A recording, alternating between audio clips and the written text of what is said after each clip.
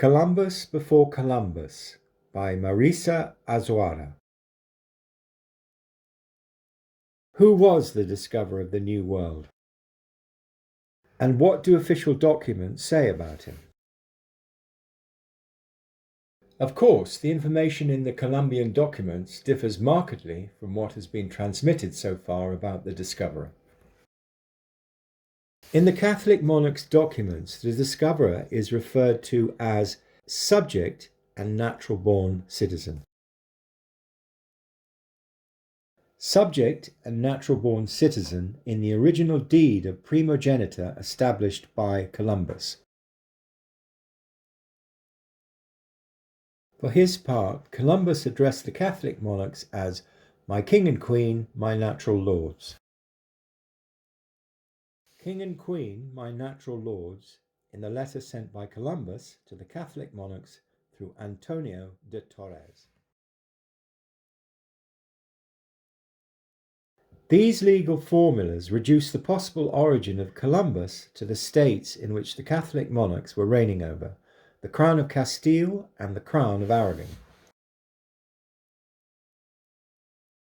But in the Castilian documents, Columbus is referred as extranjero, foreigner. This is a transcribed receipt issued to Columbus by the Crown of Castile. Hence it excludes the Crown of Castile as Columbus's homeland. Therefore, Columbus could only have originated from the Crown of Aragon. But from which of the countries of the Crown of Aragon? Of the Principality of Catalonia, or from the kingdoms of Aragon, Valencia, or Majorca? Or indeed from the kingdoms of Sicily or Sardinia? We can find the answer in the privileges granted to Columbus by the Catholic monarchs. Specifically in the initial authorization stating that from now on you may be called and be titled as a Don. The concession of the title of Don to Columbus in the privileges granted by the Catholic monarchs in 1493 in Barcelona. The Don as a title with treatment of a nobile is exclusively used by the House of Arboria's descendants. Legally it's referred to as the Generositesada or Caballero Nobili Don. During that era, only the descendants of the House of Arborea could be called Nobili Don. The treatment of the Nobile Don given by King Ferdinand to the Sardinia nobility, archive of the Crown of Aragon. Nobili and Don are the titles that the Catholic monarchs bestowed upon Columbus in the Santa Fe Agreement a year before granting him his privileges. This means that Columbus already had them in his own right. As shown here, the title of Don of Columbus in the Santa Fe's Agreement. And this is the title of Nobilem Virum of Columbus in the Santa Fe's Agreement. It was the monarch who could only authorize a person to be titled Don in his kingdom, and only to a member of the high nobility. This indeed was also the case for the Nobili Don of Sardinia, where this title had a special peculiarity. The treatment there of Don was extended to all the members of the holder's family, as it was consideration of nobility by blood. The Nobili Don of Sardinia constitutes to a unique case, since in the rest of the Don concessions, as it still occurs today with Donna Letizia, Queen of Spain, the privilege doesn't extend to her own original family members.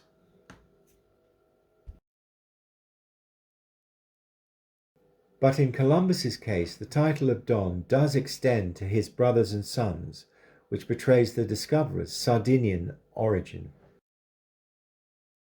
This is the title of Don of the brothers and sons of Columbus in the deed of primogeniture.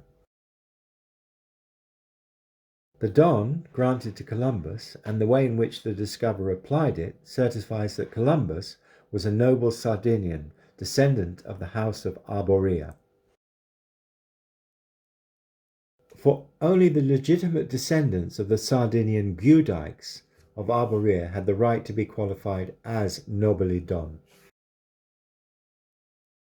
This constitutes a legacy from the ancient Donu and Donna that we find in the Sardinian Condages. Another proof of the Sardinian ancestry of Columbus are in his letters, where he called the kings and princes as mayorales. The letter from Columbus to Luis de Santangel, where the discoverer wrote Mayoral o Rey. The only place in the world where the nobles were called mayorales or majores was on the island of Sardinia. More specifically to the nobles of the crown of Logu, the kingdom of Arborea, where they were called mayorales. The Sardinian Condage of San Pedro de Silci, where we can see written mayorales. So why is it that some believe that Columbus was Genoese? The fault lies with the discoverer himself, who on only one occasion wrote that being born here in Genoa, I come to serve you here in Castile. The deed of primogeniture established by Columbus, where we can see written that being born, the deed of primogeniture established by Columbus, where we can see written on Genova les vine a servir aquí en Castilla. In Genoa, I came to serve you here in Castile. Unfortunately, this phrase has been interpreted literally. But what did Columbus really mean? He explains this in his testamentary codicil, a supplement in his deed of primogeniture and testament,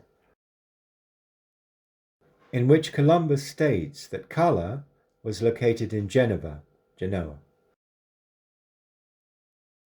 This document has remained forgotten from 1506 to 1931 in the archives of the Dukes of Veragua, a title given to the firstborn descendants of Columbus. In the year 1931, the Dukes of Veragua sold Columbus's documents to the archives of the Indies in Seville. During the course of this 400 years, the buying positions would alter dramatically. And not until 1519 would the conflict between the Crown of Aragon and the Republic of Genoa over the possessions for the islands of Corsica and Sardinia be resolved. In 1714, the Crown of Aragon ceased to be an independent state as it became part of the unified Crown of Spain. In 1720, the Kingdom of Sardinia became a possession of the House of Savoy. Consequently, Caules, the ancient Roman Calaris, name changed to Cagliari as it remains today. The city of Cagliari was named Caula during the time of the Aragonese domination. In addition, over the course of those 400 years, only the section of the Testament Mayorazgo in which Columbus had claimed to be born in Genoa was known. Hence the belief that Columbus was Genoese spread. From this point of view, and despite the fact that in the original document from 1506, the first letter of Caula is written in a capital letter with the phrase en Genova, in Genoa, separated by commas without the slightest sign of a notarial abbreviation. In the 1931 transcribe, Caula was thought to be a contraction of Chancellor from the 16th century Spanish. Hence the document read Chancellor of Genoa instead of Caula in Genoa. Caula en Genova in Genoa in Columbus's original testamentary codicil. But today, almost 100 years after the 1931 transcribe, it's indisputable that the document does say Cola in Genoa, just as Columbus had dictated in 1506, to which the notary recorded with total fidelity. It was his way in which the discoverer proclaimed that he considered the island of Sardinia's annexation to the Crown of Aragon to be illegitimate. The last chapter of the war between Genoa and Aragon on the island of Sardinia occurred between 1477 to 78, which resulted in the annexation of the lands Marquisate of Oristano and the Viscounty of Sanluri to the Crown of Aragon. It had been the famous revolt by the Marquis of Oristano, Leonardo Alagon, and the Viscount of Sanluri, Juan de Sena Piccolomini. This is Leonardo Alagon, Marquis of Oristano. The House of the Marquesses of Oristano is a continuation of the House of Arborea, thus a traditional ally of the Republic of Genoa. The identity of Columbus now becomes clearer. He was a Sardinian nobleman from the Genoese faction on the island of Sardinia. But is it possible still to go further and find out to which specific family the discoverer had belonged to? Would it even be possible to know who Christopher Columbus was before modifying his name? Don Hernando Colon, the discoverer's youngest son, offers the solution, when he confesses that his father wasn't the first admiral in the family. Up until Columbus's time, there had only been two admiralty families in Sardinia, the Caroth and the de Sena. The Caroth cannot be considered due to their loyalty to the Crown of Aragon. The de Sena were originally from the powerful Piccolomini of Siena lineage. In Sardinia, the de Sena were the Viscounts of Sanluri. They were also relatives and allies of the House of Oristano, therefore allies to the Republic of Genoa. Viscount Juan de Sena had supported the 1477 to 1478 revolt against the King of Aragon, which ended with the defeat of the rebels at Macoma.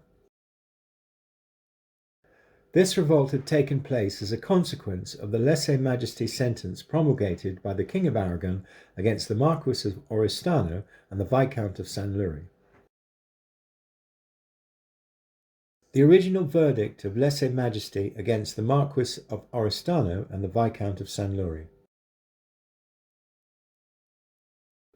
Did Columbus mean to exonerate himself from the charge of crime of lèse-majesté when he wrote to King Ferdinand stating that in February 1477 he had been beyond the island of Tile? This is the island of Tile location on the map Carta Marina 1539 by Olgus Magnus. The truth is that in Francisco Farah's book De Rebus Sadois, which tells us that in the campaign from October 1476 to February 1477, the Viscount of Sanluri had not been present. De Rebus Sadois, where Francisco Farah confirms that the Viscount of Sanluri didn't participate in the 1476 to 77 revolt. This didn't prevent the Viscount of Sanluri from being sentenced for the crime of lèse-majesté in October 1477, along with the Marquis of Oristano. That unjust sentence had pushed the Viscount of Sanluri to participate in the 1478 rebellion, of which he was one of the main ringleaders. Here are the crimes attributed to the Viscount of Sanluri from the De Rebus Sadois by Francisco Farah. The death sentence for Viscount Sanluri, De Rebus Sadois by Francisco Farah. When reviewing the genealogy of the de Sena, with the information we now know about Columbus, we can appreciate that the discoverer could only have been the son of Pedro and Marquesa, or Salvador and Isabella. In Salvador de Sena's will, there it states that he had 3 sons and 1 daughter with Isabel d'Alagon. The sons couldn't collect their inheritance because they had already fled from Sardinia. As for Pedro de Sena and Marquesa Alagon, the references to their children can be confusing, since all the documentation about them disappears after 1481. But to where there is no doubt is that the couple had several children, to which the firstborn was Don Juan de Sena, the Viscount of Sanluri. A letter from Juan de Sena, Viscount of Sanluri, to the King of Aragon. Viscount Juan de Sena was captured by the Aragonese in Bosa, along with his uncles and cousins Alagon d'Aborir, as they were about to seek refuge in Genoa. At the request of the future Admiral Juan de Villamari, the death sentence was commuted to life imprisonment in the castle of Sativa. However, as Pascual Tola assures us in the Codex Diplomatico Sardinia, Juan de Sena was secretly released in 1481. This secret release of the Viscount of Sanluri is also confirmed in Dolores Espinosa's excellent research. Had this release anything to do with the unjust sentence of 1477? And with Columbus's claim that he had been beyond the island of Tile at the time? The last documented news we have about the Viscount of Sanluri, an important state prisoner, was of the visit his mother paid him in 1481 whilst he was in the Sativa prison.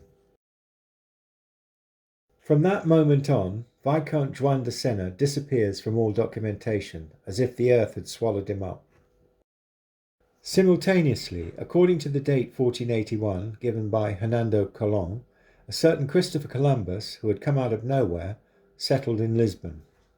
There are far too many coincidences between the life of Columbus and the Viscount of Sanluri to be a simple coincidence. But was Columbus really able to erase all family traces of his past? Or is it due to simply that we haven't looked in the right places? Again, his son Hernando is the one who claims that his father slimmed down his surname, meaning he altered it front and back to make it similar to that of his ancient ancestors. Thus, in the city of Siena, the original site of the Piccolomini lineage, in the church of Fontegusta, there are various objects that have been given by Columbus to the Virgin Mary as votive offerings. This is the helmet donated by Columbus. And this is the sword donated by Columbus. And a buckler donated by Columbus. Also, this is a very large whalebone donated by Columbus. In the city of Siena, there is also a tradition that Columbus had studied there as a young man.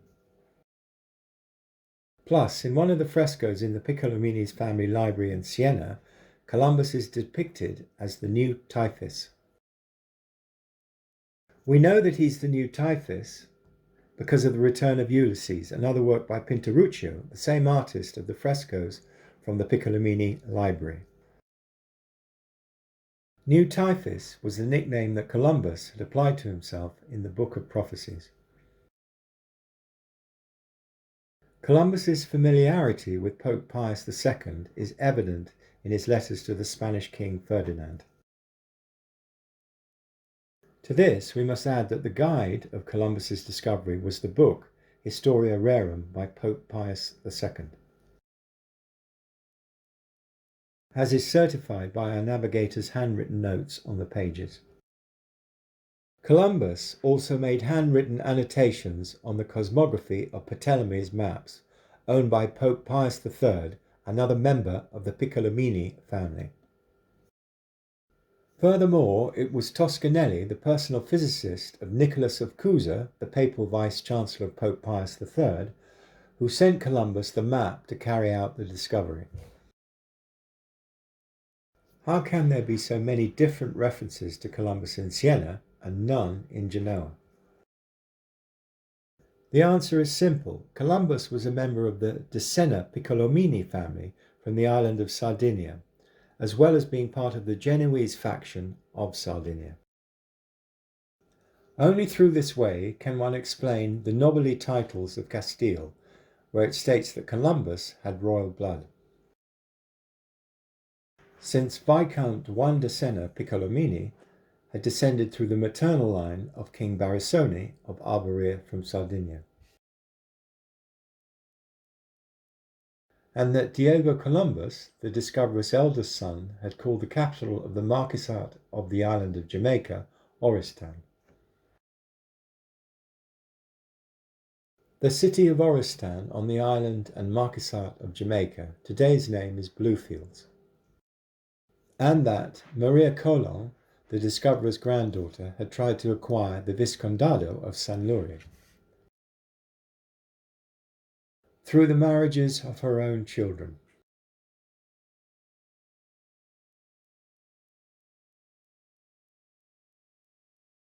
This even clarifies that when Hernando Colon said that his uncle Bartholomew signed as Bartholomeus Columbus de Terra Rubra. Since the Viscounts of San Luis had originally inherited their rights to the Caller territory from their Massa Malaspina lineage from the Terra Rossa ancestry.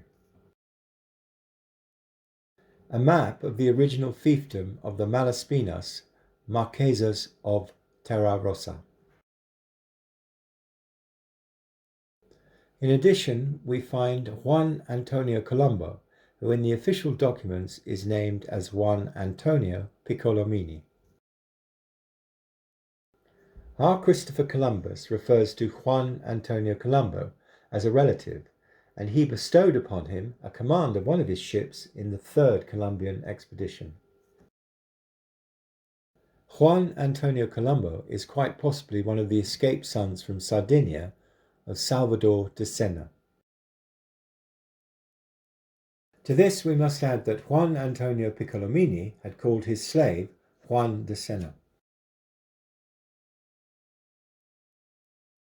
We also have a letter from Pedro Martir de Aguirre, who wrote to Juan Borromeo in 1494, in which he says that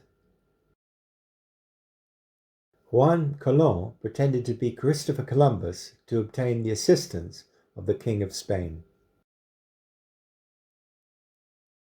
It's thus understood that Columbus wrote directly to the Borgia Pope, whilst the Catholic monarchs could only have access through their ambassadors.